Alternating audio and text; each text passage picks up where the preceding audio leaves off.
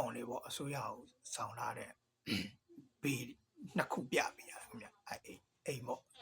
ဟိုနေတဲ့အိမ်ပေါ့မိမိနေထိုင်ချောင်းထောက်ခံတဲ့အနေနဲ့အဲ့မှာရှိတဲ့စာလေးကနေလာတယ်ကျွန်တော်တို့စာရွက်တွေပြပေးရတယ်ခင်ဗျ Paris Center အောင်အဲ့ဒါမှသူတို့ကအကြောင်းစတက်ဖို့ run လေးလုပ်ပေးတာမှာမြန်တော့မြန်ပါတယ်ကလေးတွေကတော့အခုဆိုကျွန်တော်တို့ကလေးတွေရောက်ကြောင်းတက်နေပါပြီကြောင်းတက်နေတယ်ဆိုပေမဲ့ဟို fit တော့မကြသေးပါဘူးဘာဖြစ်လို့မကြလာလဲဆိုတော့ကျွန်တော်တို့သူတို့နိုင်ငံရဲ့ကျောင်းရဲ့တဝက်တစ်ပြက်မှာရောက်လာဆိုတော့တချို့ကျောင်းတွေကလူပြည့်နေတဲ့အတွက်ဟိုနှစ်ယောက်သလုံးတစ်ချောင်းနဲ့မရဘူးတယောက်ကအိမ်နဲ့တော်တော်ဝေးတယ်တယောက်ကအိမ်နဲ့18မိနစ်လောက်လမ်းလျှောက်ရတယ်နှစ်ယောက်ကတယောက်တစ်ချောင်းဖြစ်တယ်အဲ့လိုတော့ဖြစ်ပါတယ်ကလေးတွေကျောင်းပို့တဲ့အခါကလေးတွေကျောင်းကမနက်8 နာရီ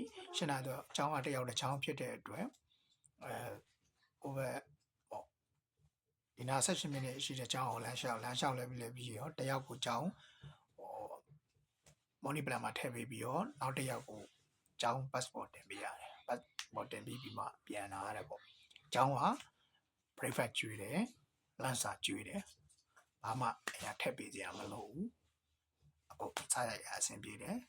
ဒီနေ့တော့ဒီလောက်ပါပဲဒါဒီနေ့ကျောင်းကိစ္စလေးတွေတင်ဆက်သွားတာပါနောက်နေ့ကလေးတွေကာကွယ်ဆေးတွေထိုးတဲ့ပုံလေးတွေကိုထပ်တင်ပေးပါမယ်အားလုံးကျေးဇူးတင်ပါတယ်